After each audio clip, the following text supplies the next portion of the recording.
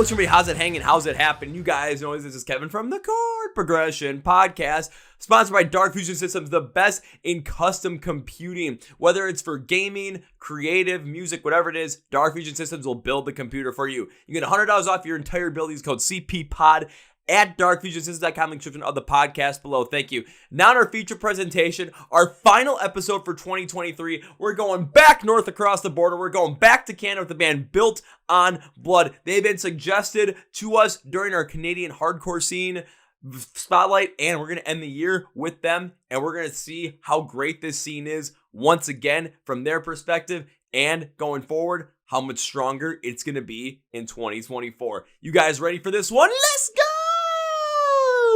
Yeah. Well, ladies and gentlemen, boys and girls, listeners of the Chord Progression Podcast.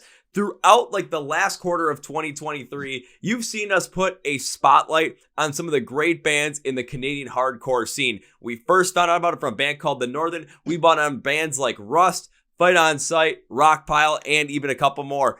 We've had some great suggestions for bands, and the one today that we're going to wrap up 2023 with is right here, and they've been suggested multiple times by these bands, so you know they're going to be good. Hailing from Hamilton, Ontario, Canada, you can listen to their Life Sentence EP, which came out this year, and if you don't listen to it after this episode, what the fuck are you doing? But we're going to jump right in with this band. Currently, one of their members is cooking pasta for these guys, and he'll be joining us shortly. His name is Kole, but please welcome right now with us Christian and Josh from the band Built on Blood of the podcast. So gentlemen, welcome to the Chord Progression Podcast. Hey, thank you for having us. Yeah, what's up?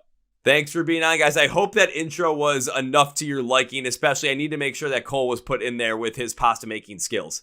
You want to see what he's doing? Absolutely. Yeah. He's just kind of floating around.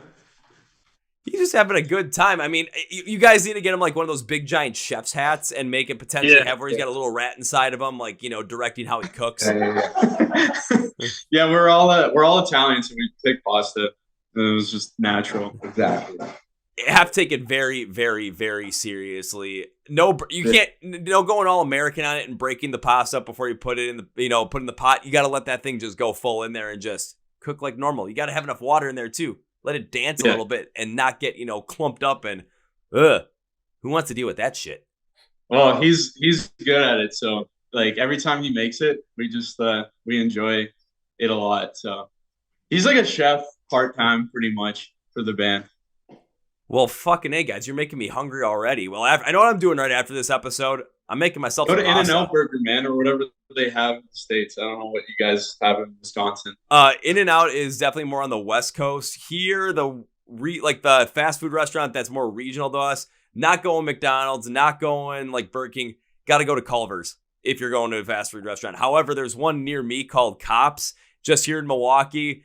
They got some big-ass fucking burgers, and then the best custard I've ever had in my entire life. So it's I get a nice big burger, 2-scoop cone, on my way, and I'm feeling good. Man, the Packers are from Wisconsin, right? The Green Bay Packers? That is correct, yes. Oh, that's why you mentioned cheese earlier, because they have the cheese on their heads and stuff. I guess that's a topical thing. It is quite topical, and I literally had a conversation about this recently. We're like, oh, yeah, you guys got the cheese on your heads. I'm like, yeah, I don't wear the cheese on my heads. I'm not a Packers fan. Fuck that.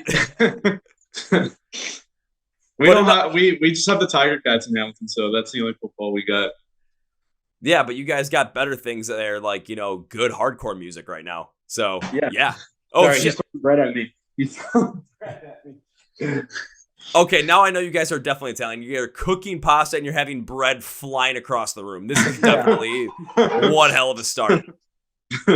See, now I'm expecting to potentially come see you guys at a live show and, see some crazy ass hardcore music and just food flying in the pit. What am I going to see? Am I going to see pasta, bread, eggplant, parmesan? Am I going to start seeing cannolis flying everywhere for the last song because it's dessert time? I don't fucking know, but yeah, we'll get DJ Khaled's chef to make us a bunch of stuff, and just go crazy. Yeah.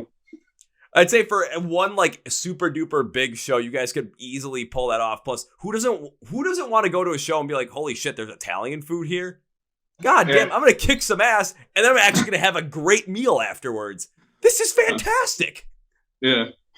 Do you like red sauce or white sauce? I'm more of a red sauce guy. Hey. Yeah. Yeah.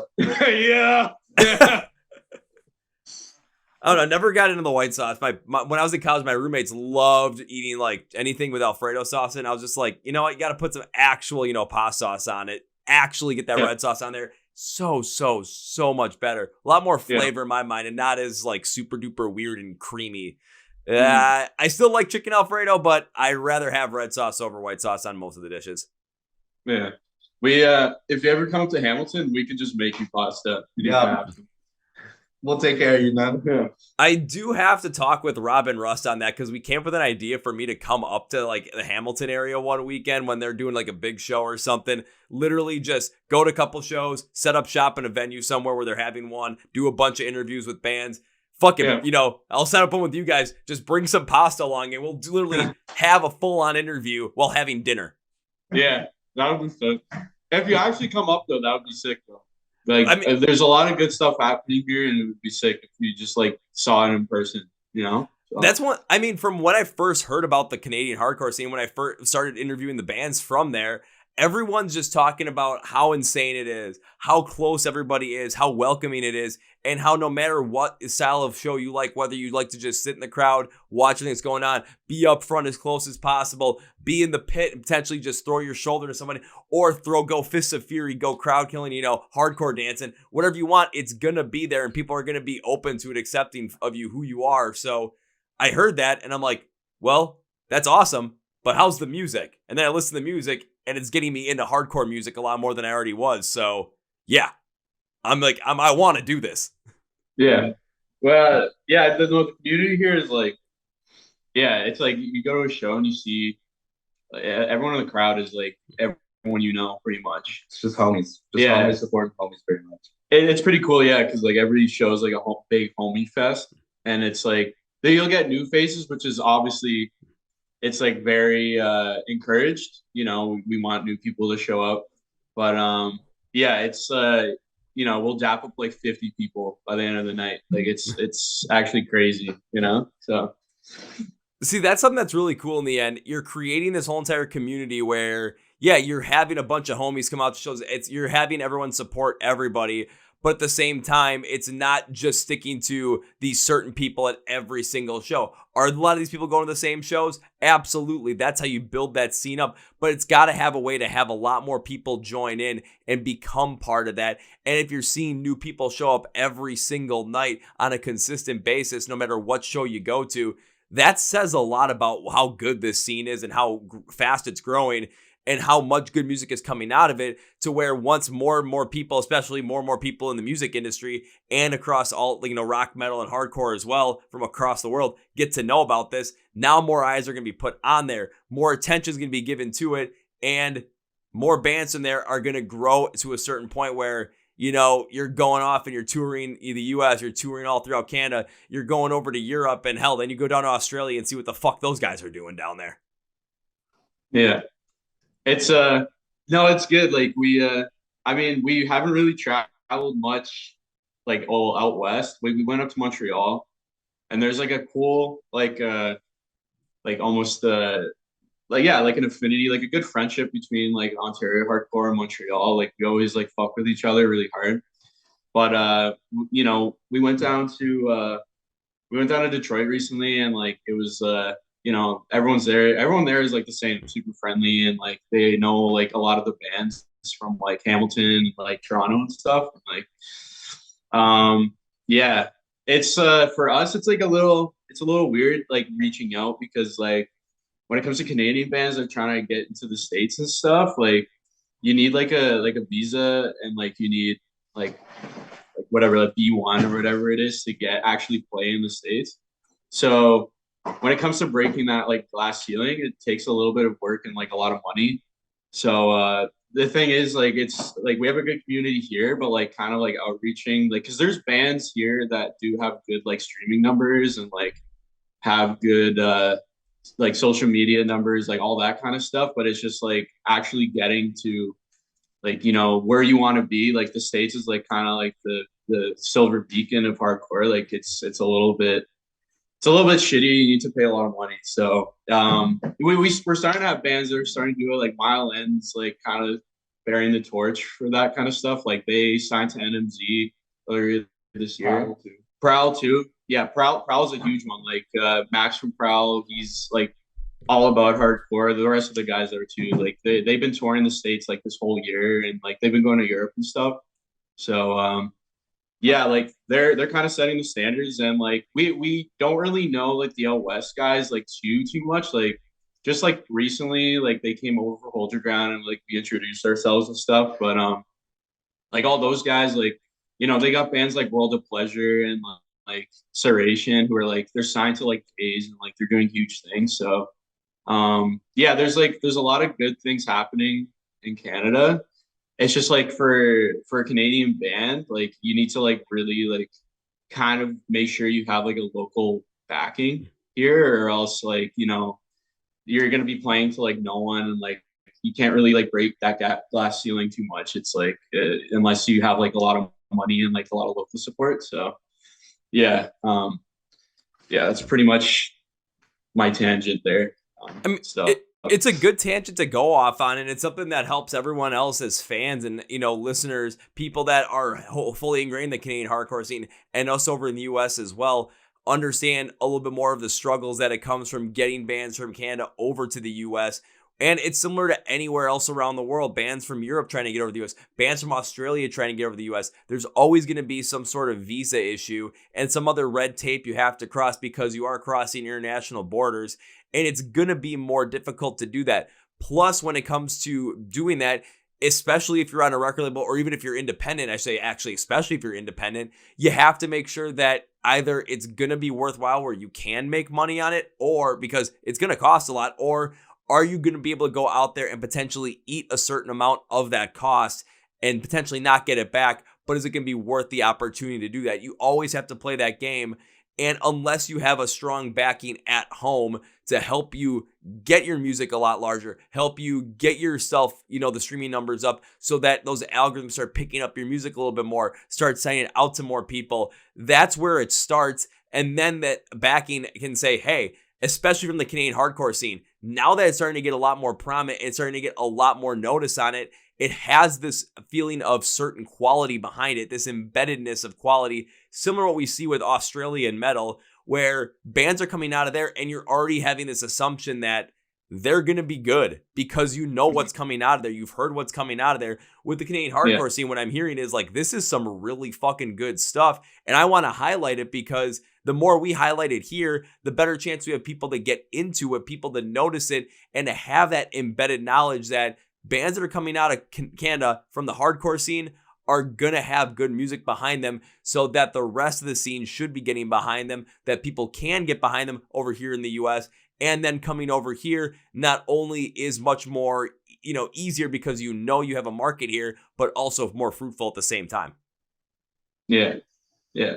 No, I agree. It's it's like everyone's just trying to go to the States 100% or like to Europe. Like that's like everyone's goal. So yeah, without a doubt, it's like every Ontario band's for sure like dream to kind of branch out. So yeah, we're trying to get there eventually too. So I know one thing, especially just for the fact that you guys are from Ontario, is when you break into the States, when it comes to crossing the borders, when it comes to getting to a place where, your music is going to be, I would say, more well received in the US compared to other areas of the country. You guys are in a great spot because you're right around the, the Midwest part of the country. You cross over in Detroit right away. Detroit's going to be a good place to start as well. You got Cleveland around there, Indianapolis, Chicago, where I'm at in Milwaukee. You go further east towards Buffalo, New York, Boston, Philadelphia. You have a lot of these areas around here where, they're it's going to be further for you, but it's not going to be something so far where you're a band that if you want to make it, you have to travel out to Los Angeles in order to make it on that end. It's proximity wise, you have a little bit of a help piece there. But of course, the big key is how are you going to be able to cross the border and do so successfully when it comes to making sure that you're going to be able to come over, play here, have an audience that's going to show up, and also make some money in the process. Yeah.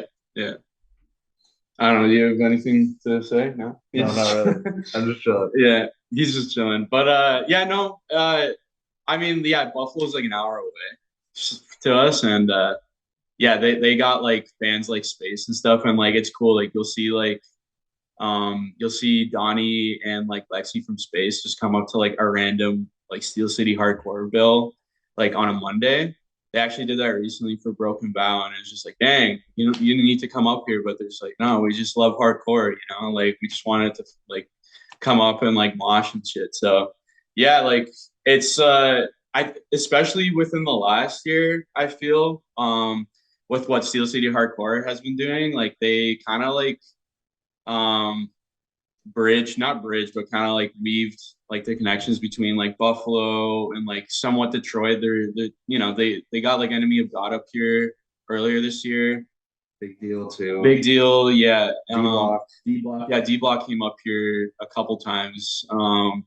They're kind of like weaving that like Canadian American gap there, and yeah, like it's good because like I guess I don't know how it was before, but Yeah, no. it's I don't think it was as commonplace. Like a lot of like American, I mean, they would come up here, but like a lot of like local bands that wouldn't have the opportunity to like play with like an American band, like they wouldn't really be playing on the same bill as like a D Block or like even bigger bands like a Bulldoze. So it's really cool that we're like Steel City and like other promoters around here are like kind of facilitating that. So it's been really cool. Like the growth in the past year has been like pretty remarkable actually. It's just like even attendance and stuff, it just like coverage, like like we'll get like Not a Push Pit just like sharing like mosh clips from like shows that we've been to, and it's like there's only like 80 to 100 people at this show. So it's like, how did that get to Not a Push Pit? But people just go fucking ballistic, right? Like they don't, they're just going brazy. So it's like fucking, it's really cool to see. Like like it feels like kind of small when you're here, but like there's still like that kind of like outreach potentiality, and yeah, we have like really good promoters here that are kind of facilitating that. So yeah, it's been good. That's I think oh, go ahead. Sorry. I think the goal is to kind of like bridge it to where we have like Ontario and like Quebec, how it's like we're just like all just a group and just homies, and hopefully like we can get to that with like places like super close like Detroit and Buffalo and stuff, and it could just be homies supporting homies. Well, just kind of hearing what you said about that homie support and homie so that you guys can consistently get to those places that are just across board from Canada, like Buffalo and Detroit.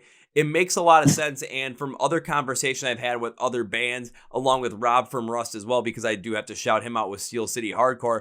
That's one thing I've consistently been hearing is, since the pandemic broke and since people are able to go back to shows, it's been much more of people supporting people, bands supporting bands, and trying to make that connection so that you're not in this small secular part of a scene where it's like, okay, you have to be from this city and then they're only supporting you. No, you want to expand, you want to break out and just see where you can get more of that connection, because the larger surface area you cover, now you have more people that you can connect with. You have bigger markets you can work with, especially if Ontario and Quebec combining. Holy shit, there's going to be a lot of other places you guys can go and play, and there's going to be support there. It helps you grow your band, and like I said earlier, it has this embedded feeling of whenever bands are starting to pop off from there, because of how much goodness is coming out of there, because of how much hype is coming out of there, those bands are going to have something behind them. They're going to have some sort of quality behind them that you can get behind, that are going to take them over into the US. And a rising tide raises all ships. I firmly believe that. And other bands from the scene are going to be able to follow along with that, forge a path behind it. And then there's like this roadmap that you can go on in order to break through to get to the US. And if more hardcore bands are doing it, you're going to consistently see it. Again, I'm relating this back to the Australian metal scene and how much that is popping up and how many bands are breaking through, coming over to the US or even going to the Europe as well from that. There's so much happening in that realm where I can see a very similar thing happening with Canadian hardcore. Now, are you guys at the level of Australian metal? No, not yet. But the backbone is there, the building is there, and the growth is there to make sure that within the next couple of years, it's there. Like, it's at that point. It's going to take some time, but over the past year and a half, you guys have put yourself in a fantastic spot with Steel City Hardcore and with the rest of the Canadian scene. Yeah. I don't know, like just talking to friends, like I was talking to like Connor from Reality Denied. He's a super cool guy. He's been in hardcore for a long time, like local hardcore, and he's always saying, he's like, I think 2024 is going to be like a really big year for what's going on here. And even like you could see like little things, like little progressions, like at Hold Your Ground. Like last year, like there was like a good turnout, but like the horseshoe was like in the pit was like literally the whole room like wide. And that venue, Haunted House, like it's a cool venue. It's just big, so like like there was huge. It was like a football field's length of like moshing. It was crazy. So this year, like just like little progressions, like it was all closed in. Like so many people that like last year didn't know how to really like mosh or didn't like figure out style or a little too timid to go in the pit. Like they're just like in there, just throwing their body and like doing crazy shit. So like you're slowly seeing like a good natural progression here, and yeah, yeah, I don't know, but yeah, it's it. That's it. But it's a good thing when you're seeing that natural progression happen. That means that you have something. That means that there's something there. It means that there's some fruitfulness to it, and more people are connecting with it and growing with it. It allows fans to continue to grow within their own musical sense and feel like they're a part of something, especially at a time when everything seems like everything, but everybody's trying to be divided, no matter what, if it's political, economic, whatever, even on social media. Hell, I still remember from 9 years ago when they had the picture online where is this dress white and gold or is it black and blue? And everyone was debating it. That picture's coming back. I see that shit all the time. Like, I haven't seen that thing since like 2015. What is it, blue and black? What is that? I'm saying black and blue. I'm going black and blue with that. Yeah, but that makes no sense, dude. It's fucking. I don't get it. Yeah, Laurel, dude. I was gonna say, like literally exactly what we're talking about. Like it's just there's always like this. Okay, you're going back and forth on this, and there's people arguing all over the place. Social media, just in person. But what it seems like with the Canadian hardcore scene is naturally it's just a place where people can come, they can be themselves.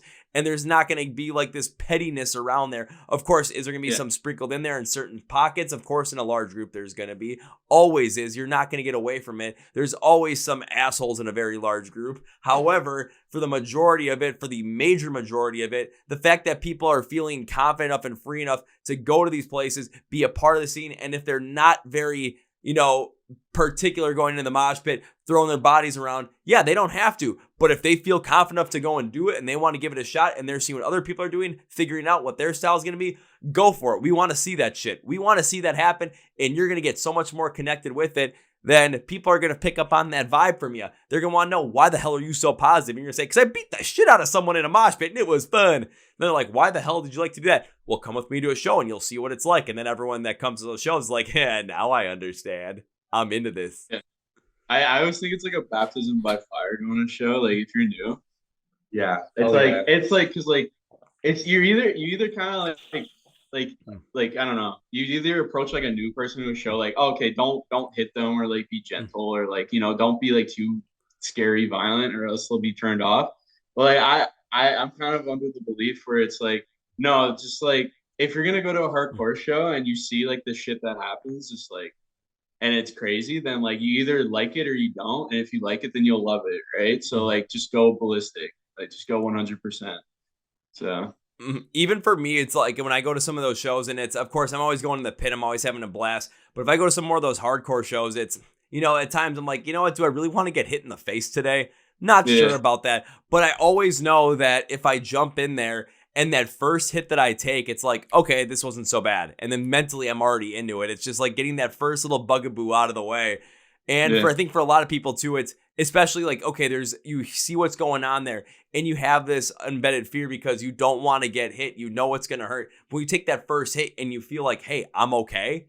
Now you start to get into the momentum of it. You start to get into the energy of it and you just drive forward with it and you just have an absolute fucking blast. And that's when all of a sudden you decide, this is for me, because you want to feel that moment of euphoria and happiness and letting all the anger and the shit that's out of your life just in a moment with everybody in a very, very, very positive way where other people are doing the same thing. And of course, if you get knocked down, what's going to happen? There's going to be 10 other people in that pit that are rushing you to pick your ass right back up. Yeah. No, exactly. Yeah. So you got to follow rule number 1, the pit. When someone falls down, you pick their ass back up. Yeah. You gotta, yeah. So I was gonna say, wait a minute, if you're going like, yeah, you got it. There's gotta be, it seems like there might be some story around there where someone got knocked the fuck down and had to get picked back up? Is there? Yeah. Is it just kind of not necessarily. It's just You watch like a big something. yeah. Sometimes I'm watching a little bit too crazy, but that's aside from the point. You know, you're just cool guy in the conversation. We're gonna leave it at that. No, like no, it happens. Like when someone Yeah, falls exactly. down, like you help for sure. I don't know if there's like a specific story where it was like I mean, like there's been like friends that got knocked out and be like, okay, everyone rushes to like pick them up, but like nothing that like kind of stands out. Just like it's kind of commonplace. It'll happen like not every show, like every No, like not like Yeah, good injuries.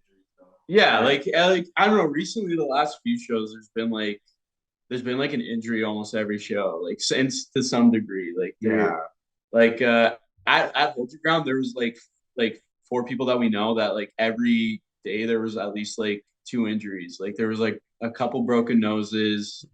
There was like I don't know, something happened to some guy's collarbone, I think, and like our friend Kennedy from Final Sight got a chair thrown at her, so that's pretty dope. And yeah, it's like it happens. It's just I think we're kind of desensitized to all of it at this point. It's like it's kind of weird because like you show an outsider like this shit, and they're like, that's so stupid, like and it's obviously like an understandable reaction because we're just gratuitously beating each other the fuck up, but like it's just we kind of accept it at this point. Like it's just a part of it. yeah, it's just a part of it, right? So Yep, it's just a part of it. And when you said that Kennedy got a chair thrown at her, my first 2 thoughts were, one, when I had Fight Outside the podcast, Kennedy was like, I don't want to be an old curmudgeon, just like I want pure violence. When she said that, I'm like, yep, and you're the one that gets a chair thrown at you now. Now this makes total sense. Also, it's just like, why don't we just go full on WWE style hardcore matches in the pit? Throw chairs at each other. We're going to put each other through tables. Shoot, I don't know what else is going to come up next. Or Sledgehammer is going to jump into the pit out of nowhere. We're going to head to a hardcore show at a Hell in a Cell stage. I don't care. There was It's going to be good. Our Reality Denied show at Gladstone not too long ago, and somebody threw like firecrackers in the pit. That's crazy. Yeah, and like it kind of burnt it was wooden floors, and it kind of burnt it a bit, and it's just like everyone was just like, what do we do? Like no one really wanted to stomp it out because it's like, okay, this is cool, but like it's like, damn, like what do we do? You gotta respect the venue. Yeah, exactly, right? So that is something different. I know for one of the ones that recently that I went to that back in September was the Motionless in White tour, but when Knocked Loose played, a bunch of people I know, we snuck in a bunch of like inflatable like floaty toys. So we just blew them up, and in the pit, we were just smacking each other with like big giant like inflatable axes and hammers and swords and shit and like Minecraft axes. And you could just clearly tell that everyone around the pit was just like, okay, we've seen pits before, but what the fuck are these guys doing? And we're hitting each other hard and just like smacking each other in the face with these things. And at the end of it, it was just too much fun, man. It was just way too much fun. Do you play Minecraft? No, I don't. Man. You're missing out. That's a good We game. gotta end the podcast right now, man. I'm sorry. Well, if we end the podcast right now, if you guys are going to go eat pasta and play Minecraft, I'm just going to turn on the old N64 and just enjoy my day. Do you have an N64 behind you? Yep, it's right here. Hey. Oh, what's in that piece right I was playing Mario Golf. now? Nice, dude. Nice. If I wouldn't have switched it out, there still would have been my copy of Banjo-Kazooie in there, and that's the game I'll play every single year, one time through, try and beat my fastest time and see what the fuck happens. Oh, like you speed run. I'll try. That's the only game I'll speedrun because it's my favorite game of all time. But I won't do any like crazy, hacking anything. I'm gonna try and do it the way God intended you to do it. Yeah. I'll say we talked about crazy shows and crazy shows from other bands, but I gotta ask, what's a Built on Blood show like? When you guys are up on stage, what the hell is it like? I don't know, you. It's pretty okay. I don't know because it's like a different kind of view. Like when it's always different because like when you see videos and stuff, you don't like remember it. Like you remember it differently because you're like, this looked a lot crazier when I was there, and it's like different from like looking on stage, different from looking like side stage, and then different from looking in the pit. It's just like different levels of intensity. But from what I've seen, it's looked pretty violent, pretty good. The last show we played, it was with There's like Bayway, Big Rig, shout out Big Rig, shout out Rock Pile, they play that show. Shout out Clobber, they play that show. Shout out Destin to Burn. Shout out Destin to Burn, they're super sick as well. It was pretty violent, that show, for sure. Every band that night was pretty violent. All the good moshers came out for that one, 100%. Yeah. And it was dope too, because like I'd be playing and then like I'd look up and I'd see like I saw our homie Andy, shout out Andy, like on like top of like 3 dudes in the back just whooping ass. Like, it's like this is nuts, right? Yeah, this dude, like we made memes of him like flying off the stage and shit. Well, Cole's actually made the memes. He's Cole's a good like meme operator. Like he'll weave a good meme operator. No, shout out Andy. That dude flies around, and like we were at tie down with him, and like literally I swear for like every band, he was going absolutely like crazy for every fucking band, like flying off the stage, and like at the end of the festival, he's like, oh, my body's so sore. And then it's like, and then I think there was like another show like a few days later or something, and then he just goes just as hard. He's like, man, I shouldn't have done this, but it's just like he just feels like he has to do it, like he's compelled. So shout out Andy. Was Andy mainlining like Bang Energy or Red Bull at this point to make sure he could get through this shit? I don't know. Like he just has like I tried to race him on foot once, and he just runs like really fast. Like he just has like super good energy. Like his energy's like up here like all time. So yeah. He's got that golden retriever meets husky meets I'm just gonna be fucking insane energy. That's what it sounds like. Yeah, like when he's doing a side to side, it's like scary. It's scary. You don't really like see him coming sometimes. It's just like he's so fast. We have a few like over like the past year, like we kind of like calculated like everyone's like mosh style. Like we know like a few like moshers that are like, okay, this guy's gonna do that and that, and it's just like it's like everyone has like great style. Like there's a lot of good like distinctive styles here. It's really fun to see. So. All right, now you guys are talking me into this more, having to come up and see this. Not just see this, but literally be a part of this and be in the middle of this shit, because that just sounds like so much damn fun to me. Yeah, just like come to like a Doors Pub show or something. It's fucking crazy. It's like a Doors Pub is like a small like corridor that can only fit like 80 people, and we pack it out, and it gets pretty crazy. Like the distance between each wall is like maybe like 12 feet. Like it's nothing like huge. It's just like a small ass like room, and it always gets packed. It's really fun.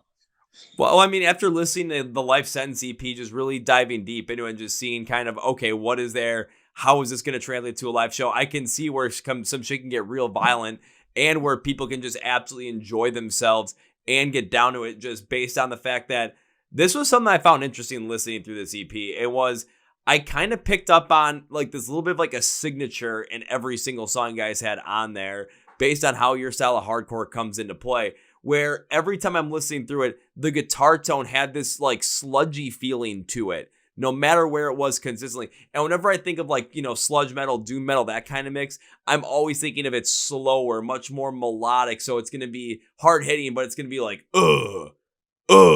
Of course, you guys had some more of the melodic parts in there, but the thing that just surprised the hell out of me was, as you continue to sometimes pick up the pace, certain songs, you started to build them up, and then you drop them down heavier with more more melodic pace. How whatever you were going with your guitar tone, still having that sludgy feel in there, no matter how fast you're picking up the pace, it kept following along suit, and it melted into it so well, where it didn't feel like you had to go. So it's like, this is a natural progression. This is continually go forward, continue to amp up, continuing just to be something that is fantastic.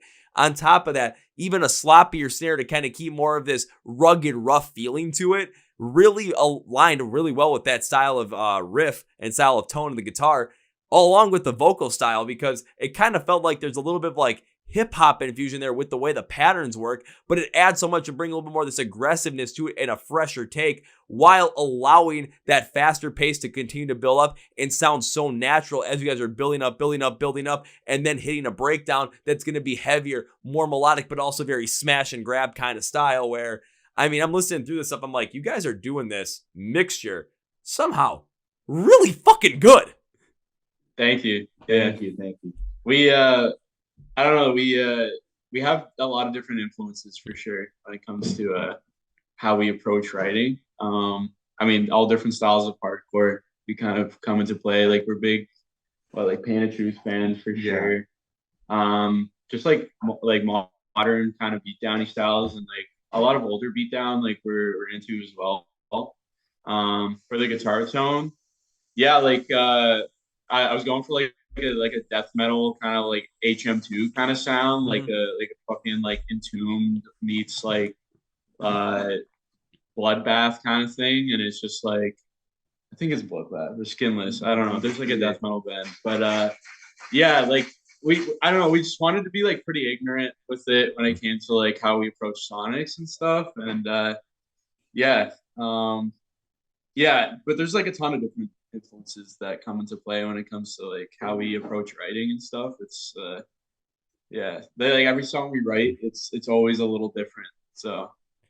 And I like the fact that you have all those different influences in there because even with your style of music, yeah, you kind of set yourself up with this EP to have, you know, this showing of this flow, but there's a specific piece behind there where some of these influences are coming through that can allow you to take your music in any other capacity, in any other avenue that you want. Because with what you guys did on this EP, there's so much there construction-wise that allows you to continue on forward, amplifying some of these other influences, seeing where they fit in with your overall sound, with your overall vibe, how you guys want to create your music, and still having something that the fans are going to absolutely get down, get behind, and know that it's a Built on Blood track. Yeah, I think yeah, we're set. Like it was our first effort, and like we just want to keep improving, and it's we're kind of like building like a formula, I think now, and it's you know, we're gonna kind of stick to like a blueprint that we've started, and yeah, it's been fun though. It's been really fun. I think it's like a little different than like what like a lot not like it's not like totally different, but like it's relatively like different from like what's happening like locally. There's like not a lot of like really heavy bands. Like there's bands like Spirit of Vengeance and like RD who are like pretty heavy. We kind of wanted to tap into that kind of like realm of like okay, just like complete just like skull bashing ignorance and just raining on that. Not to say that we like fuck all the other bands that are doing cool shit too, but like we just kind of resonated with that. And yeah, when it comes to like really really heavy stuff, like yeah, there's bands like Spirit of Vengeance locally that they're really really fucking sick. RD, they're pretty heavy. Big Rig's really heavy. There's like a lot of like death metal adjacent bands like Mortuary Slabs. They're really sick. They're from Hamilton. Even Primal Horde from Montreal. Primal Horde's really sick from Montreal. Scorching Tomb sick. Like more death metal adjacent bands. So yeah, like yeah, I don't know. That's when it comes to songwriting, that's pretty much it. Like, just kind of tap into that. Yeah, but the more you tap into what you want, the more you tap into what you're interested in, the more your music is going to continue to grow and become more dynamic and allow you to capture more fans while retaining a lot of the fans that you still have. It's like you said, this is your first effort. You know, going forward, you're going to end up learning more about yourself as songwriters. But for a first effort, the fact that from what I was able to pick up on it, you're able to show a lot of those influences, mix them pretty well together, and start to build on a signature of a sound that you guys already have for yourselves to continue to have at the core of your music while continuing to expand and explore wherever you want. That is a huge thing to have. You don't want to miss out on that. Yeah, no, for sure.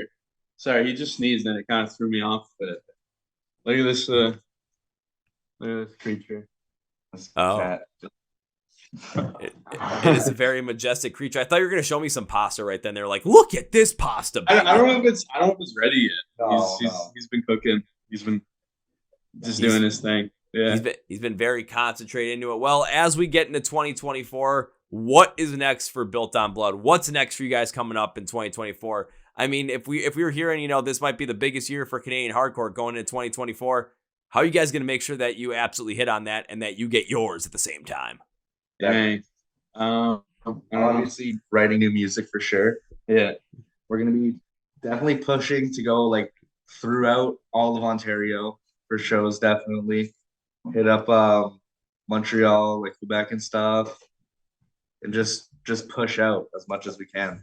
Yeah, write new music for sure. Exactly, and just Keep progressing. Exactly. Like knowing what we want to sound like, you know, even trying to like go a little further, like going out west for sure is a goal.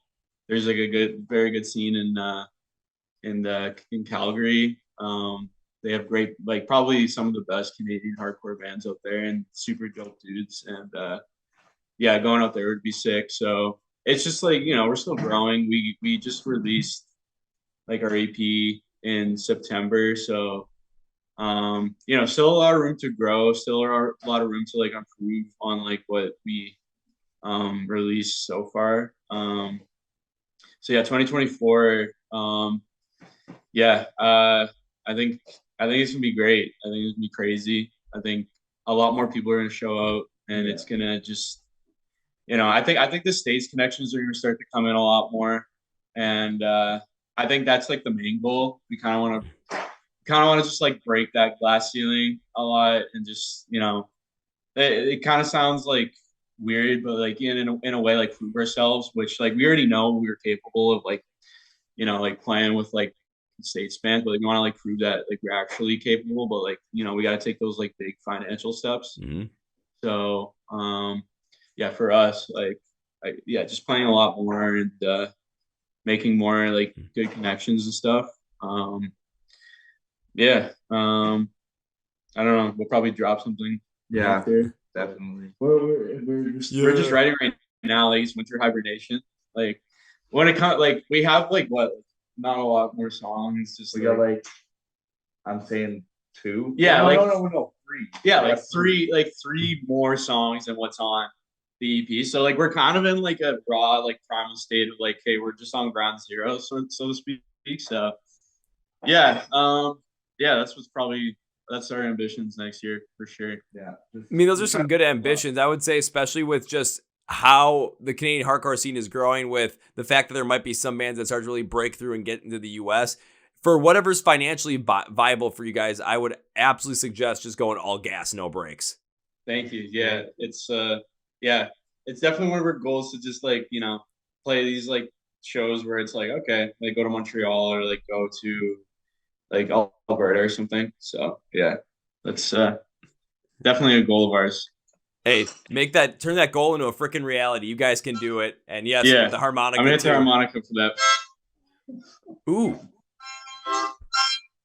the harmonica sound. So beautiful. Gotta put that in the middle of the song too. Hardcore harmonica breakdown. Yeah, I feel like when I blow into it, I gotta like I feel like You're welcome.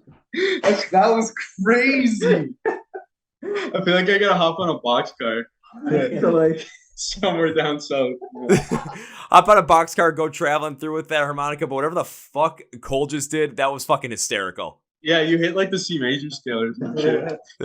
All right, guys, I got one more question before we wrap this up. Are you ready for it? Yeah. It is the question that brought my attention to you guys and made me check you guys out, because other bands have been mentioning you on this. So can you guys recommend 3 bands from the Canadian hardcore scene that we should all be checking out right now?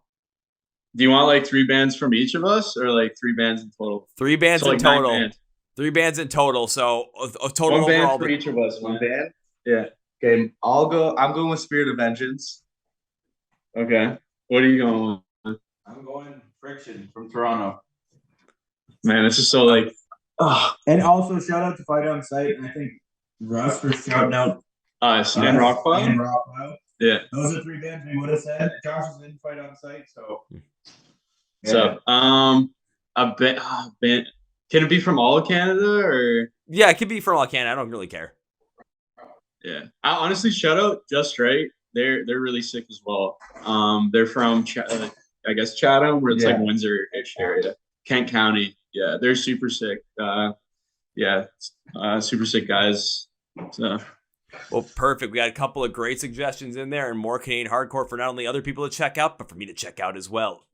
Yeah, making me you excited. Come up, man. I'm telling you, just come up through Windsor or something. You know, just kick it.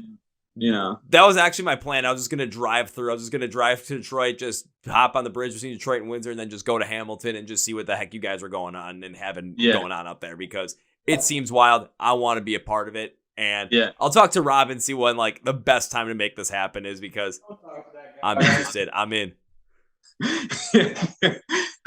No, Rob's a silly guy. We love him, but don't talk. No, I'm just kidding. He's a great guy. He's a great guy. Well, on that end, as we bring this episode to conclusion, one thing I'd like to do is give my guests, which is both of you in this instance, a chance to say whatever you want to say. Plug, we're going to plug, promote, at the end of the episode. So, my friends, the floor is yours. We want to just thank our moms for sure. Thank what else? Thank you for good education. And thanks for pizza, because I had that last night. And thank you for helping us out or getting us on this podcast. Like, really appreciate it. It's really a good opportunity, so. And also thank you to Kole for cooking you guys pasta right now. I don't know if he's done. I think he is, but like, I think that would be a good send off. He just shows you his masterpiece. It'll be a good send off as he shows it once he's ready. So I'll go for like 2 more minutes. So 3 things to close out this podcast specifically. First things first, when it comes to Built on Blood, when it comes to finding them, when it comes to discovering them on social media where you can listen to their music and check them out everywhere, go to description of the podcast, which is find Built on Blood online. I'm be your own personal Google here. So all the links, all labels are going to be there for you. So all you have to do is click and go, pick your favorite one, follow them on every platform. Listen to them on your favorite streaming service. Go support them at a local show whenever you get to go see them play live. Hey, you'll know all about it if you follow them by clicking all links below, hitting that follow button or stream, subscribe, whatever it might be. Yeah, and if they have their own OnlyFans too, subscribe to the Built on Blood OnlyFans. Yeah. Wait, look. Look at that. Yeah. Oh, you could put that pasta on OnlyFans and it would definitely get some money for you. Smells so good, man. And he was playing Fortnite too, look. Well done. Absolutely well done. Yeah. And now it is time for number 2, gentlemen. Whenever guests on the podcast and join the podcast, I tend to make a certain promise to say, hey, thank you for being on the podcast. I appreciate it. And I'd like to continue to support you. So this is a promise of when I get to see you perform live for the first time. Hopefully it's when I come up to Canada and we just have a freaking blast and we're able to do a live podcast, pasta dinner style. But when that happens, I will look for you. I will pursue you. I will find you like Liam Neeson and I will say hi, but also first round is on me. All right. Sounds good. All right. Yeah, we have harmonicas, so you'll know where to find us. Oh yeah, I'll find a hardcore band with harmonicas, and that's exactly where we'll go with it. And I'll know exactly where to bring that first round to. And as we bring this to its official conclusion, I cannot end this podcast by saying goodbye because, guys, this was a shit ton of fun. I would love to have you on the podcast again in the future. I want to continue supporting you, and I got to make good on that promise. This is not goodbye, guys. This is enjoy your pasta, and I'll see you later. All right, man. Yeah. Have a good night. Get some cheese. Well, folks, it's my interview with the guys from Built on Blood, and now it is time for Kevin's final thought. And because we're wrapping up 2023, and I'm thinking about the Canadian hardcore scene as well, I am incredibly thankful, looking back on it. The Northern was the ones that first mentioned it, and I thought, you know what? This is really cool. This is something that a lot of people are starting to like really get behind in that scene. It's really growing, but why is no one talking about this? Why is no one focusing in on this? Why don't I give this a shot, see what's going on there, and lend support to a great scene that is growing that could soon become just as good and as popular as Australian metal is to the rest of the world? So I said, screw it, let's go and do it. We talked with one of the major people then following that, with Rob from Rust. And then since then, Soul Pays, Fight on Sight, No Exceptions, and now Built on Blood, and Rockpile, I forgot about them. But there's going to be more coming on as well. And the reason behind that is because this scene is just so insanely incredible with the diversity of sound for these hardcore bands and how they're influenced by it, the diversity in people that are in these scenes, the welcome nature of these scenes. And it's something that, the quality behind there is getting so good and you listen to some of their music, that's like with Built on Blood, a little more of a sludge flavor to it, especially from those guitar riffs, but they can pick up the pace. They can go a lot heavier at the same time as well, and it doesn't sound like it is messed up in any other direction. That kind of ability to write and that kind of support that the scene is giving them, I want to see this thing grow. I want to see this thing become one of the most insane things that you could possibly have. And I want to get to go and experience it myself sometime in 2024. Go to Hamilton, go see like 2 nights of shows, see what goes on, interview a bunch of bands live, see how we can make this scene even bigger, and just really, really create something for the world that's really already there. It's already being created. I just want to help it continue on. So on that note, make sure you follow along with Built on Blood. Link description of the podcast below for everything from their social media sites where you can watch YouTube videos, anything like that. Find them online, know when they're playing shows, and of course, stream their music. Also, make sure you go down and follow the Chord Progression Podcast. We're on Facebook, Twitter, and Instagram. Anything you need to know about the podcast, get connected with us. It's all there. Also, hit subscribe right down here on the Chord Progression Podcast on YouTube. New episodes of the podcast every single Tuesday and Thursday, and reaction content every Friday as well as hitting follow on Spotify, Apple Podcasts, iHeartRadio, Amazon. The full episodes every single Tuesday and Thursday will appear on those as well. Also, like the episode so we can push in the algorithm, get more popular, and get much, much more people into this kind of great music that we have on the Chord Progression Podcast and all of these great bands. Thank you, everybody, for a great 2023. We are continuing in 2024. We're not stopping this. So that's going to be for you guys. Thank you for watching, listening to the Chord Progression Podcast. My name is Kevin, and you guys know how I end every single one of these episodes. Big, healthy, and hearty. See ya!